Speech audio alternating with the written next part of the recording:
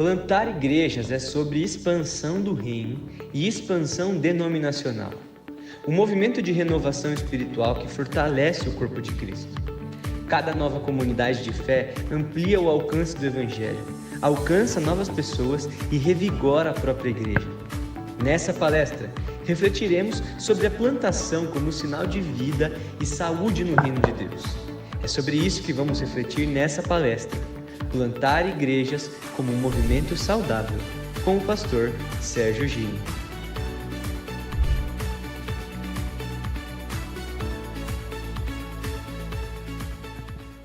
Bom dia, meus irmãos e irmãs. Esse bom dia desanimado. Vamos dar uma animada, né? Bom dia, queridos. Bom dia. Amém, maravilha. Uma alegria poder estar juntos, né?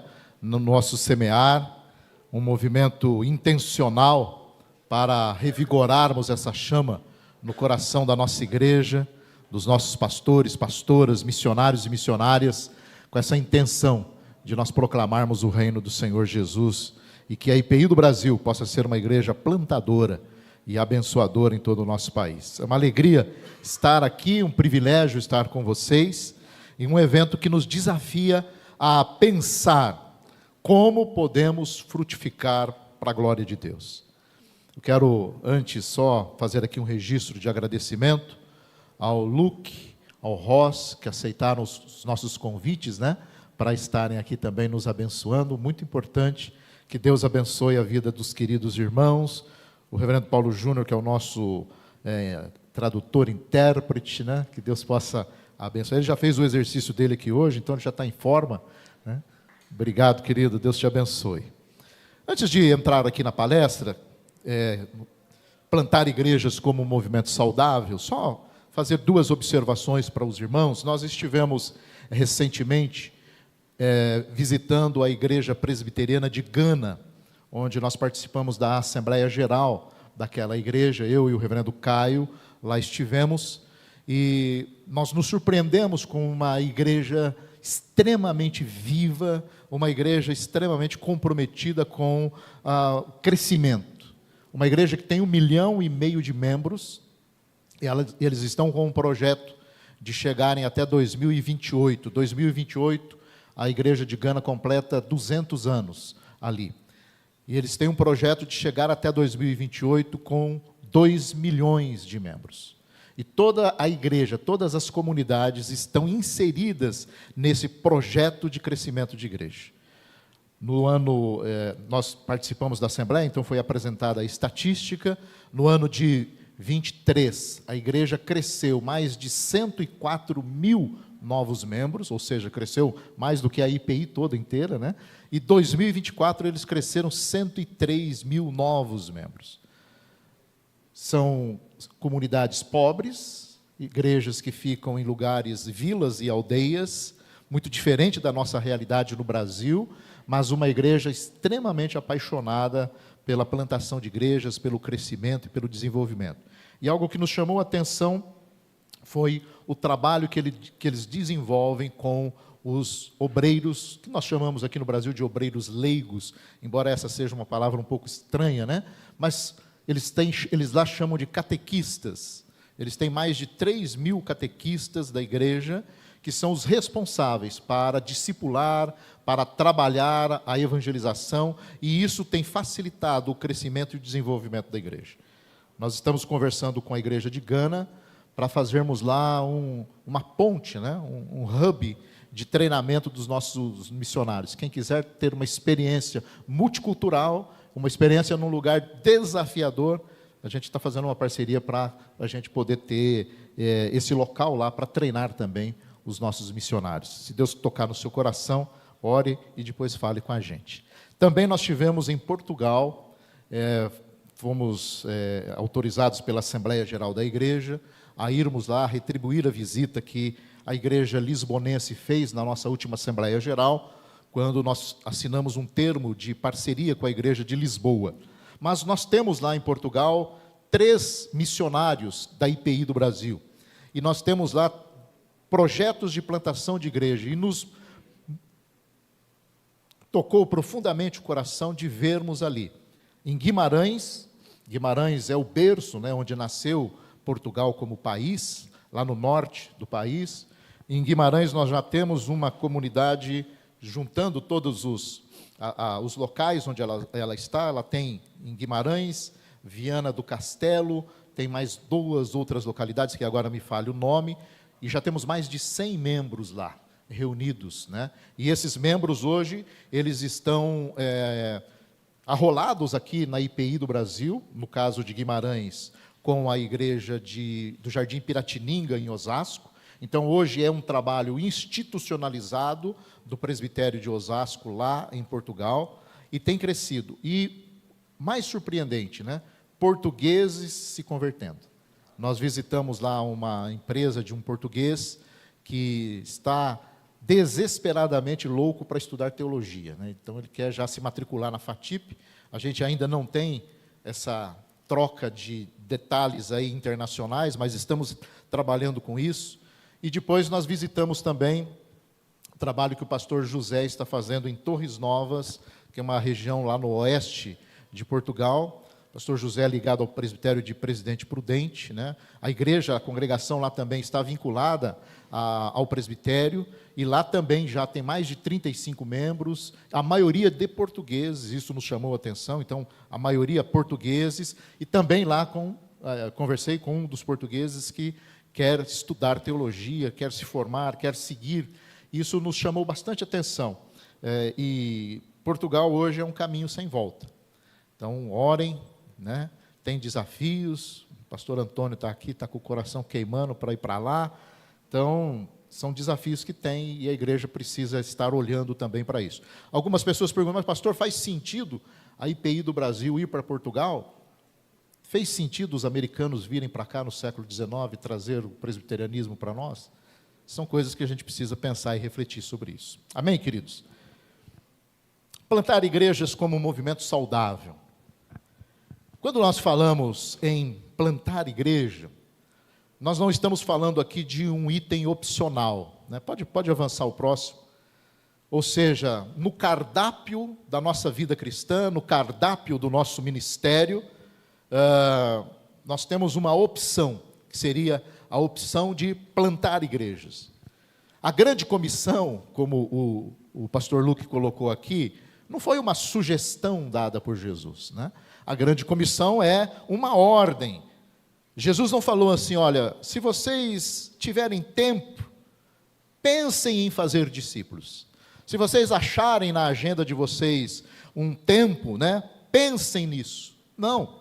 A ordem do Senhor Jesus foi muito clara: ide e fazei discípulos de todas as nações. Ou seja, fazer discípulos não é apenas conversões individuais. Muitas vezes nós confundimos isso com trabalhar a questão do evangelismo, da conversão.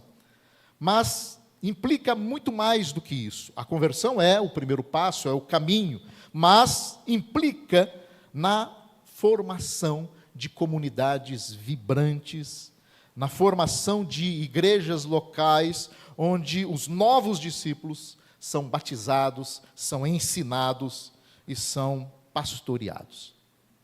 E aqui nós temos uma palavra-chave que é bastante importante, que é a palavra movimento.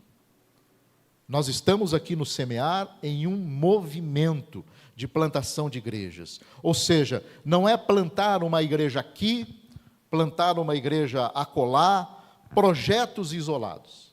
Nós precisamos pensar a plantação de igrejas como um movimento saudável a partir de um movimento dinâmico, contínuo, algo que se espalha como o fermento na massa.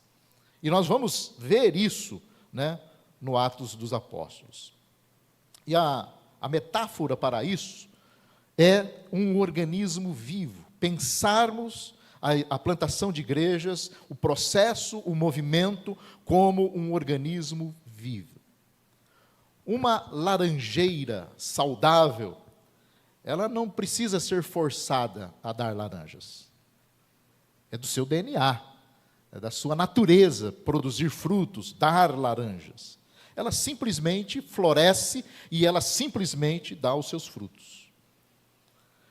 Uma igreja saudável, uma igreja cheia do Espírito Santo e uma igreja que seja fiel ao Evangelho, naturalmente ela vai se reproduzir.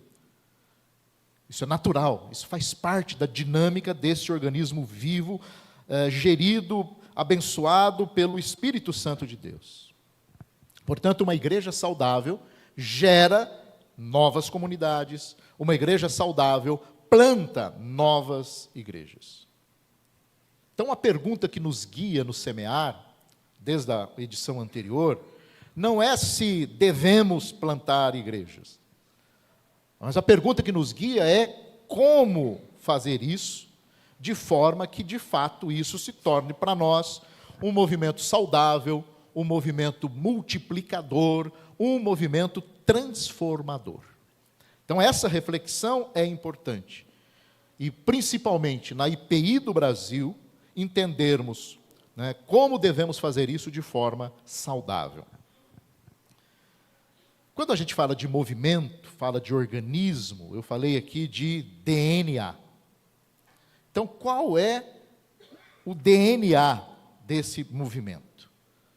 Qual é o DNA dessa igreja saudável, desse movimento saudável, que é o que eu gostaria também de explorar com os irmãos aqui. Nós temos, então, o DNA desse movimento saudável como algo que está no nosso, como o DNA é o nosso código genético, né? A gente pergunta muitas vezes, qual é o segredo? Como é que eu consigo identificar uma igreja que é genuinamente saudável, uma plantação de igreja saudável? A palavra de Deus é muito clara sobre isso, a palavra de Deus nos ensina sobre isso, e a experiência, né, de vários dos irmãos aqui que têm trilhado na plantação de igrejas, no trabalho com as igrejas, nos ensina alguns elementos que são essenciais para o movimento saudável, para entendermos esse DNA. Qual é o código secreto que a gente tem aqui, nesse DNA desse movimento saudável? O primeiro deles, irmãos, é a centralidade absoluta do Evangelho.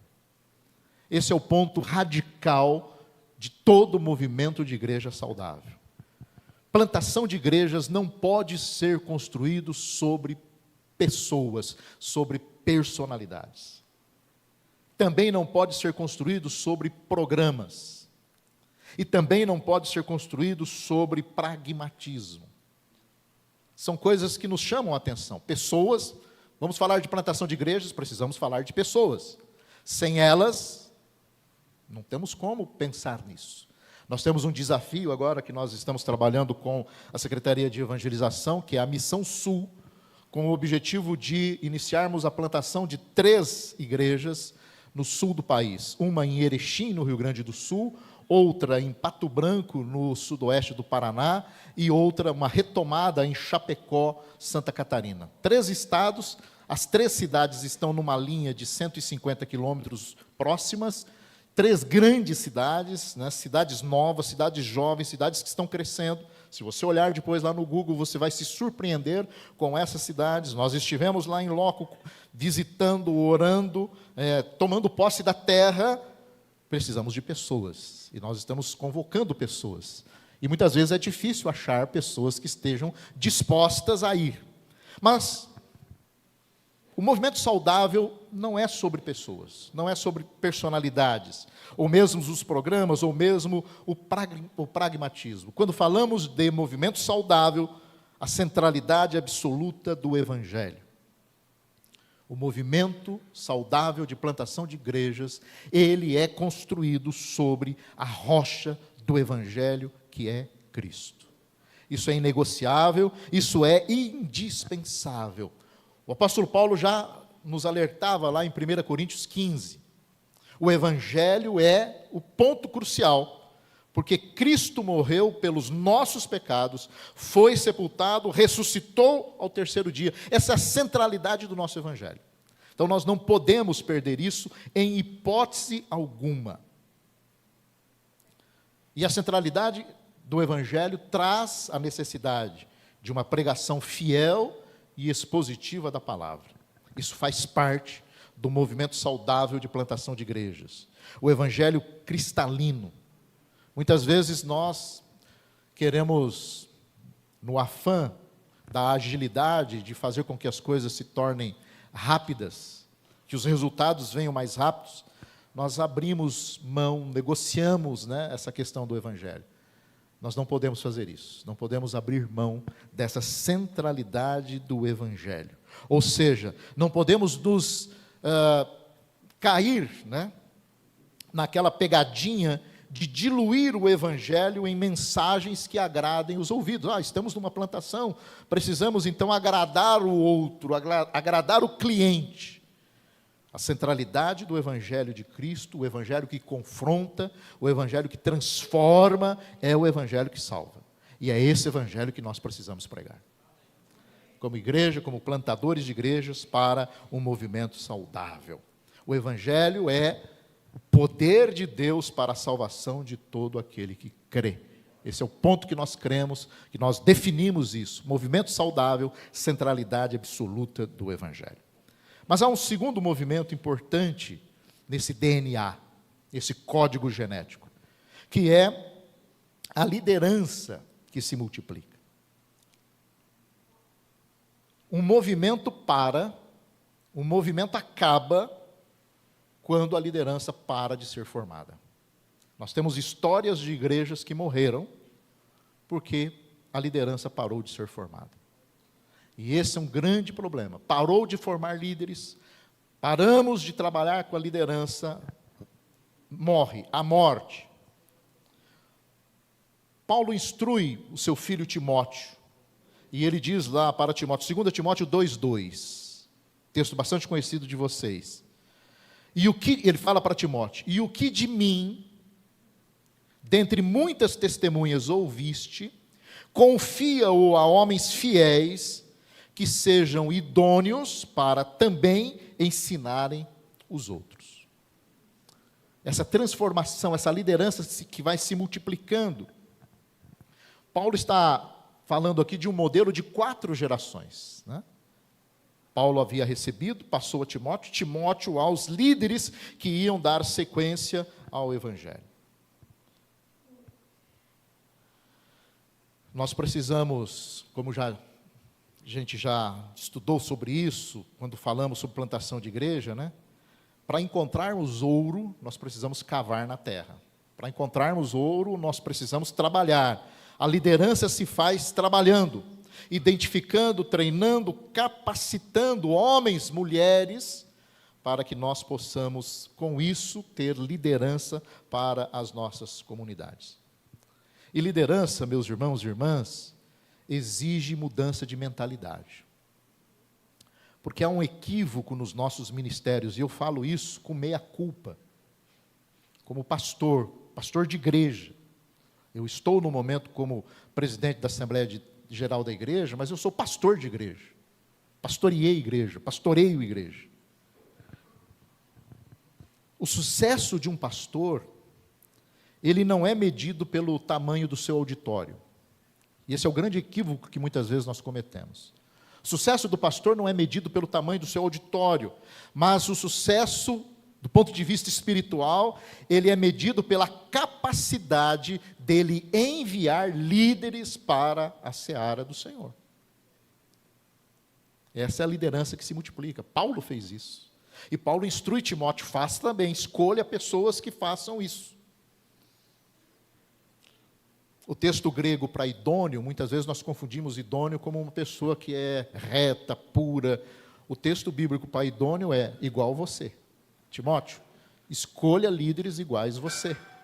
Pessoas que se espelham em você, que sejam idôneos a você, junto com você, para que esse movimento saudável possa se desenvolver. Então, irmãos, o nosso DNA desse movimento saudável é uma liderança que se multiplica a partir do líder que está à frente desse trabalho. O terceiro ponto desse código genético, desse DNA, é uma comunidade genuinamente transformadora. Porque plantar igrejas não é falar sobre números. Os números, quando vão para a estatística, eles são importantes. Nas reuniões da secretaria se discutem os números, os plantadores são desafiados a pensar em números. Mas muito mais do que isso, o código genético do nosso DNA, desse movimento de crescimento saudável, é ver o reino de Deus transformar a nossa realidade. É ver o reino de Deus transformar o Brasil. É ver o reino de Deus transformar vidas. Porque uma igreja saudável é uma igreja que atua nas 3 dimensões. Na transformação individual, pessoas são libertas dos vícios, casamentos são restaurados, a cosmovisão das pessoas é alinhada com a palavra de Deus. Isso é ponto fundamental. Transformação individual não é um clube de amigos, é um lugar para transformar vidas, pessoas. Transformação social. A igreja que se torna uma comunidade que ama o próximo, ela pratica esse amor. Ela luta por justiça. Ela cuida dos órfãos, cuida das viúvas. É uma voz profética no meio de uma sociedade corrompida. Essa transformação social é feita pelo Evangelho, pela comunidade. E o terceiro ponto é também pensarmos e olharmos para aquilo que Deus nos deixou enquanto planeta Terra. Sim, transformação ambiental também faz parte dessa comunidade genuinamente transformadora. Nós precisamos olhar para a transformação ambiental. O cuidado com a criação de Deus é expressão da nossa fé, da nossa prática como igreja. O senhorio de Cristo sobre todas as coisas. Sobre a criação, sobre a natureza. E esse código genético dessa comunidade genuinamente transformadora, ele precisa estar evidenciado no trabalho de plantação de igrejas. Amém, queridos? E um quarto ponto desse código genético, e vai ser falado aqui, os que virão após mim, o Ross também vai trabalhar sobre isso, que é o discipulado intencional como estilo de vida. Esse movimento, o movimento de Jesus, o movimento da igreja, nos mostra, o cristianismo cresceu, o cristianismo primitivo cresceu de forma explosiva por meio dos relacionamentos, por meio dos discipulados. As casas, a igreja nas casas, a igreja nos pequenos grupos. Termos programas de discipulado é importante, termos programas de discipulado é saudável, mas nós somos chamados a viver o discipulado. E viver o discipulado no dia a dia. Discipulado é vida na vida. Ou seja, o cristão mais maduro caminhando com o mais novo, compartilhando suas alegrias, compartilhando as suas lutas, abrindo a palavra, mas abrindo também a própria vida para o outro. Discipulado é quando nós rasgamos a nossa vida e mostramos para o outro. E é nesse ambiente de comunidade autêntica, autenticidade, e o discipulado traz isso, que nós vamos encontrar o crescimento profundo e o crescimento duradouro da igreja. O púlpito é importante, a centralidade da palavra é importante, ela é transmitida, ela muda, ela transforma. E o discipulado faz com que isso penetre na alma, isso penetre no coração, e esse movimento então se expande e se desenvolve. Esse é o DNA desse movimento saudável. Um evangelho puro, genuíno, líderes se multiplicando, comunidades transformadoras e o discipulado que é a vida da própria igreja. A partir do momento que esse movimento, ele se apossa disso, é um movimento que não pode ser parado, é um movimento que não será parado, é um movimento que desafia, e a palavra diz, as portas do inferno não prevalecerão contra a sua igreja. Essa é a nossa oração. Mas nós temos alguns desafios, e temos algumas realidades também quando falamos nisso. identificamos o nosso DNA para uma igreja que planta de forma saudável. Mas sejamos honestos também, irmãos e irmãs. Falar sobre movimento de plantação de igreja parece que soa glorioso, né? Os congressos de plantação de igreja, parece que é uma coisa assim, oh, que legal, né? Glorioso, grandioso. Mas nós que colocamos a mão no arado sabemos, não é. Não é. O caminho é cheio de desafios, o caminho é feito de lágrimas, o caminho é feito de choro, o caminho é feito muitas vezes de isolamento, e esse é um perigo, não é? Quando nós nos isolamos. Nós temos alguns desafios. A própria palavra de Deus, ela não nos promete um caminho fácil, não temos nenhuma facilidade nesse trabalho. Por isso nós precisamos estar preparados para que o movimento saudável, com esse DNA que nós apresentamos aqui, que ele possa também estar dentro de nós, para que nós possamos vencer os desafios, vencer as realidades que nós temos aqui. Dentre esses desafios, entre tantos, eu quero colocar aqui alguns. O primeiro deles é aquele mito, e me permita aqui, irmãos, né, na liderança da igreja, quando a gente se reúne com presbitérios, se reúne com sínodos, é comum nós ouvirmos de algumas pessoas aquela frase: já temos igrejas suficientes. Nós já temos igrejas suficientes. Vamos abrir mais igrejas, né? E hoje ainda, na IPI do Brasil, temos mais pastores do que igrejas. Onde, né? Como é que nós vamos resolver isso? Essa premissa de que já temos igrejas suficientes, ela é uma premissa bastante equivocada, porque a plantação de igrejas é a metodologia evangelística mais eficaz que existe. Não há outra forma. Por quê? Porque novas igrejas são mais eficazes para alcançar novas gerações. Isso é claro, isso é cristalino. Queremos alcançar novas gerações? Novas igrejas. Por quê? Porque igrejas que estão lá há 80, 100 anos, 50 anos, dificilmente ela vai conseguir mudar a sua estrutura de igreja para atender, muitas vezes, as novas gerações que pensam com situações mais diferentes do que a nossa. Por isso, novas igrejas alcançam novas gerações. Novas igrejas em cidades como Sorocaba e as grandes cidades alcançam novos residentes. Nós hoje temos um movimento muito grande de pessoas se mudando para cidades cada vez maior, então temos novas igrejas para alcançar novos residentes. Novas igrejas para alcançar novos grupos de pessoas. Isso faz parte da ordem de Jesus. O evangelho tem que ser pregado, anunciado a todas as nações até que venha o fim. Mateus 24:14. Significa que enquanto houver um povo, enquanto houver uma vizinhança, enquanto houver um bairro sem a presença vibrante do evangelho, a nossa tarefa não terminou. Então, plantar igrejas é urgente, necessário para a igreja. Muitas vezes nós estamos nas nossas igrejas, na IPI, e a gente esquece que alguém lá no passado plantou igrejas. Eu preguei domingo em Sertanópolis. Sertanópolis é a Antioquia do interior do Paraná. É a primeira igreja no interior do estado, de onde saíram pessoas para abrir Londrina, para abrir Maringá, para abrir depois as outras regiões. 1º de Maio. O reverendo Jonas Dias Martins saía, ele era pastor de Epê.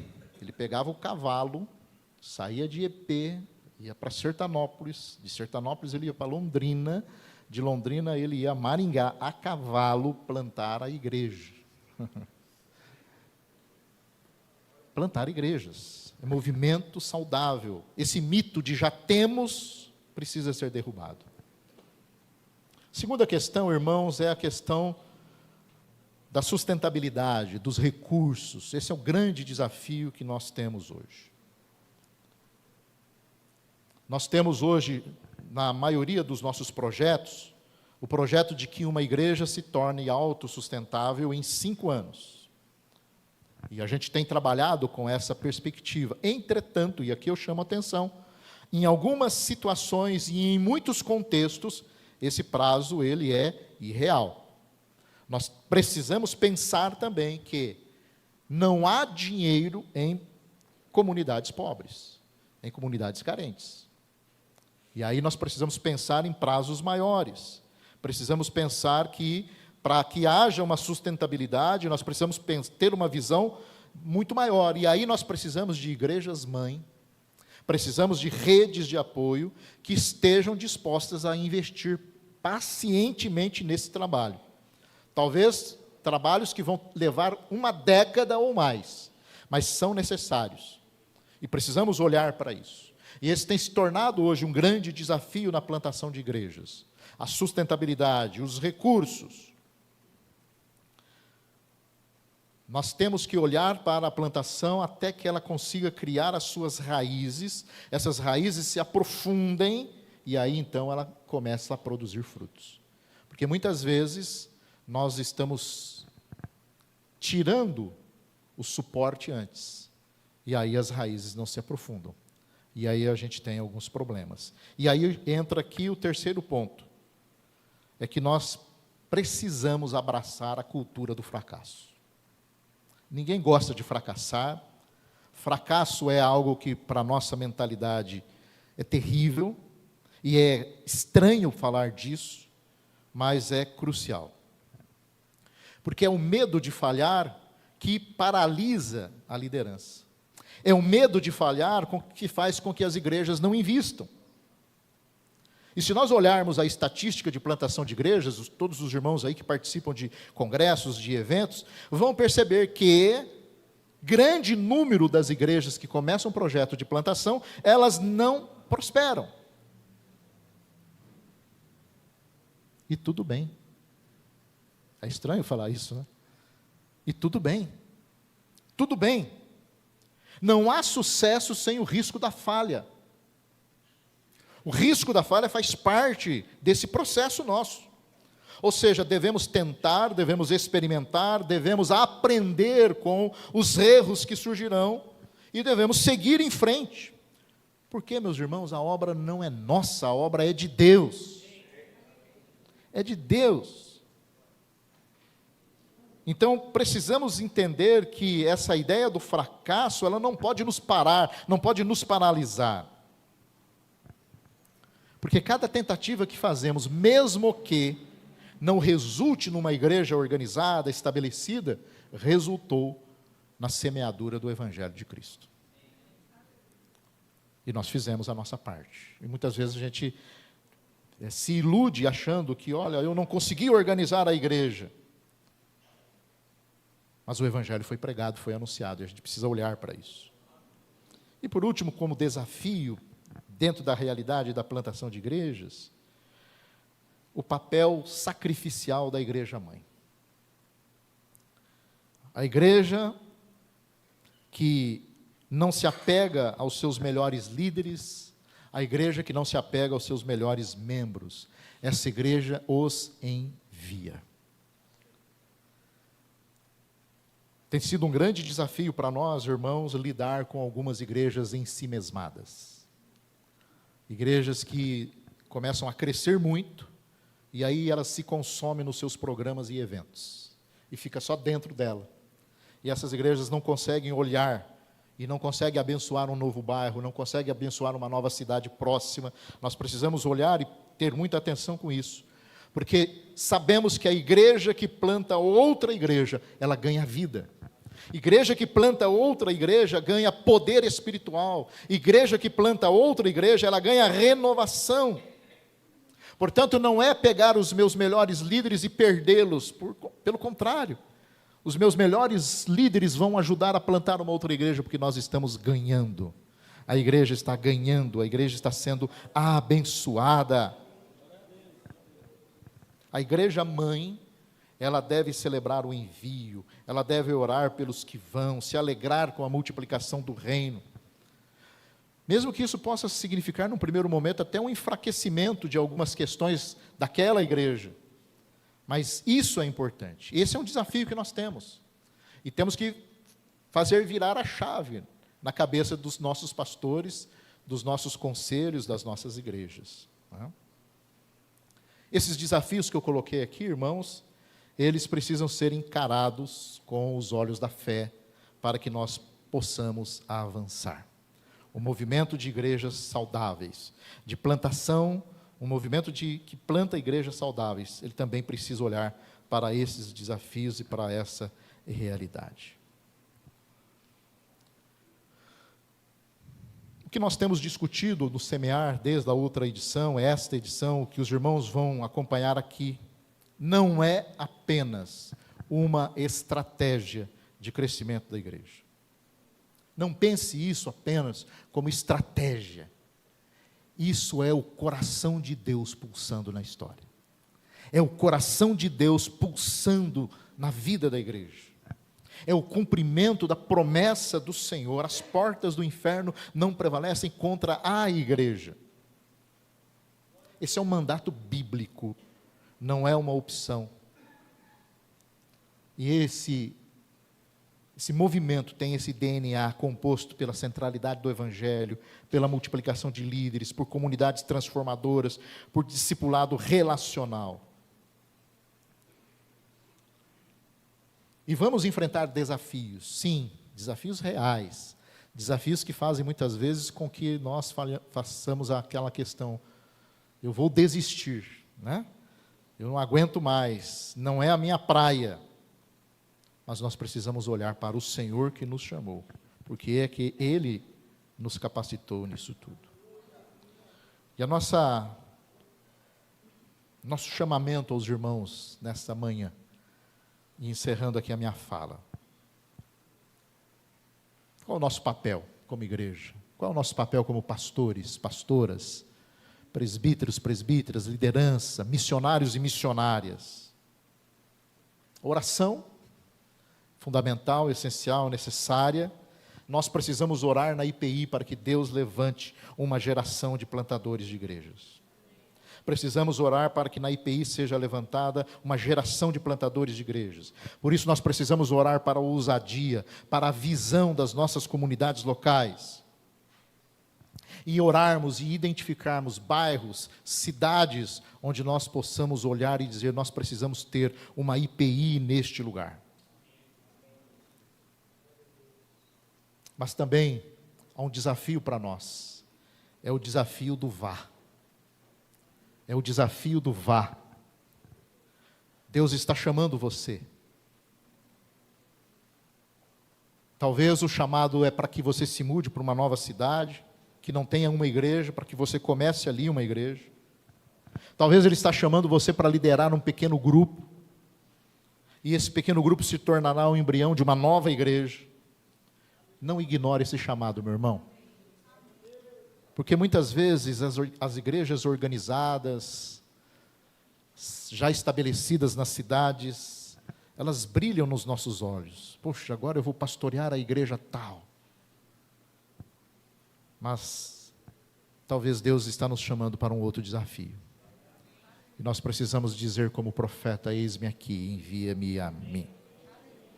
Que o Senhor nos dê a graça de sermos uma geração que não apenas mantém a fé, mas que multiplica a fé.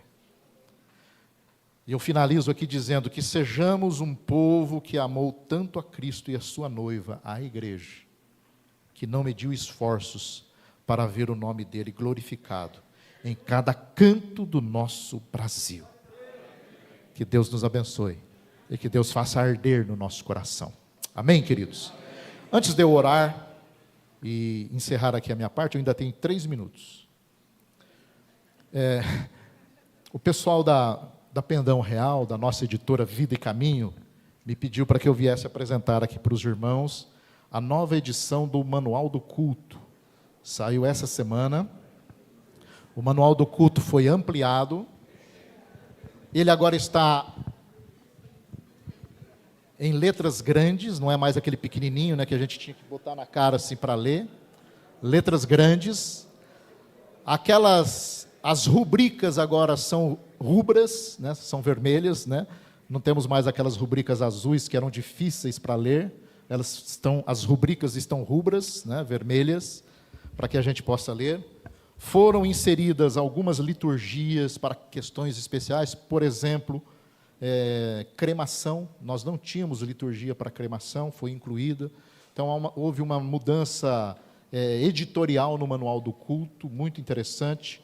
E a Comissão Executiva da Assembleia Geral, a COMEX, aprovou a compra pela Igreja Nacional de um exemplar para cada igreja. Então, cada igreja dos irmãos vai receber gratuitamente um exemplar do nosso novo Manual do Culto, que vai para os irmãos. Amém?